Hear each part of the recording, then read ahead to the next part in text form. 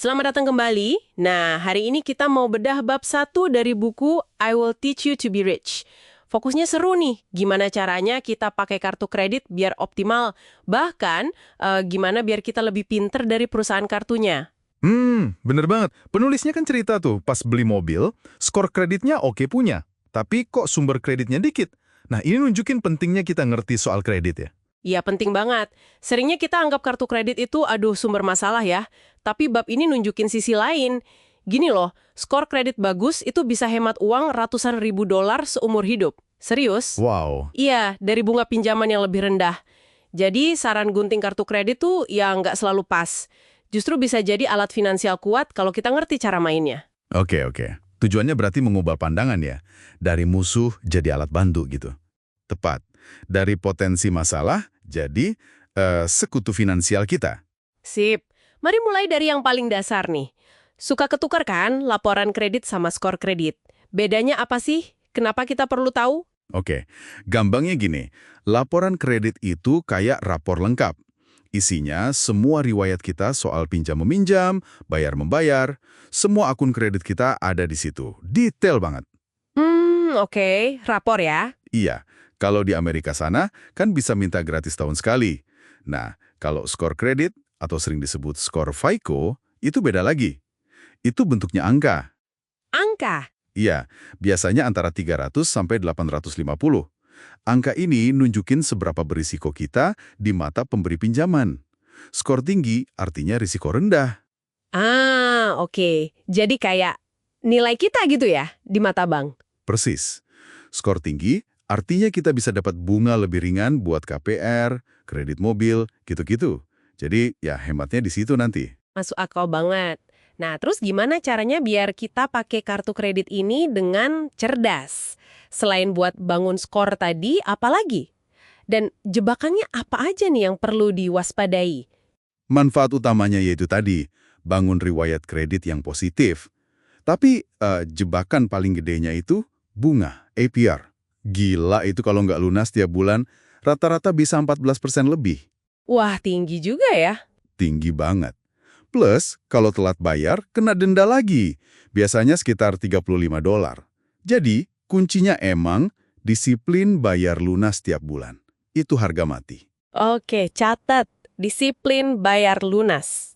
Nah, menariknya, penulis buku ini malah bilang, nggak usah terlalu ngejar kartu cashback di awal. Kadang nilainya nggak seberapa dibanding resiko kalau kita salah kelola. Oh ya, kenapa gitu? Ya, mungkin karena fokusnya harusnya kebiasaan bayar lunas dulu. Cukup punya 2-3 kartu aja, tapi dikelola benar-benar. Kualitas pengelolaan lebih penting dari jumlah kartu. Oke, berarti fokus ke dasar-dasarnya dulu ya. Nah, ini nyambung ke strategi intinya nih, 6 perintah kartu kredit dari buku ini. Perintah pertama kayaknya paling dasar ya. Banget, ini fondasinya. Bayar tagihan tepat waktu. Kalau bisa, lunasin semua. Ini bukan nasihat biasa loh.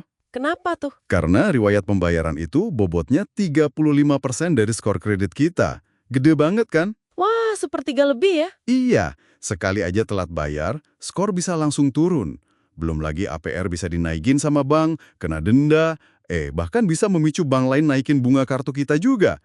Jadi, bayar tepat waktu, itu otomatis hemat ribuan dolar tanpa kita sadar. Gila juga ya efek dominonya. Oke, lanjut perintah kedua, minta penghapusan biaya tahunan. Ini kayaknya agak, gimana ya, emang bisa dinego gitu? Bisa, lebih mungkin dari yang kita kira. Kuncinya, angkat telepon, tanya baik-baik. Contohnya gimana tuh ngomongnya? Coba aja bilang, halo, saya ini nasabah setia nih, mau tanya soal biaya tahunan kartu saya. Ada nggak ya pilihan kartu yang bebas iuran tahunan buat saya, tapi nggak mengubah histori kredit saya? Banyak kok perusahaan kartu yang lebih milih nahan nasabah baik daripada kehilangan kita cuma gara-gara iuran tahunan. Intinya proaktif aja. Oke, patut dicoba nih. Ketiga, negosiasi APR lebih rendah. Sama nih, realistis nggak sih minta bunga turun? Realistis kok, apalagi kalau riwayat bayar kita bagus.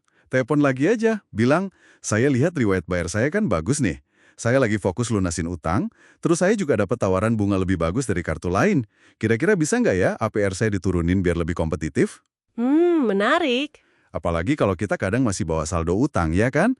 Penurunan APR sekecil apapun itu ngaruh banget. Ini bagian dari mengakali sistem tadi. Kita pakai posisi kita sebagai nasabah baik. Sip-sip, perintah keempat, simpan kartu kredit lama dan jaga tetap aktif. Kenapa kartu lama ini penting? Karena umur riwayat kredit kita itu ngaruh ke skor. Makin panjang makin bagus. Nutup kartu lama, apalagi yang paling tua, itu bisa bikin rata-rata umur akun kita jadi lebih pendek. Skor bisa turun gara-gara itu. Oh gitu. Iya. Jadi selama nggak ada iuran tahunan yang nggak bisa dihapus, ya udah biarin aja kartunya terbuka. Pakai sesekali buat transaksi kecil, biar nggak dianggap dormant sama banknya. Oke, jaga kartu veteran tetap hidup ya. Kelima, minta kenaikan limit kredit. Nah, ini ada catatan tebelnya nih ya. Betul. Catatan super penting, hanya lakukan ini kalau Anda bebas utang kartu kredit. Jangan pernah minta naik limit kalau masih punya utang yang dibawa dari bulan ke bulan. Kenapa? Bahaya? Bantu nurunin rasio utilisasi kredit. Utilisasi kredit? Apa tuh? Itu perbandingan antara total utang kita di semua kartu dibanding total limit semua kartu kita.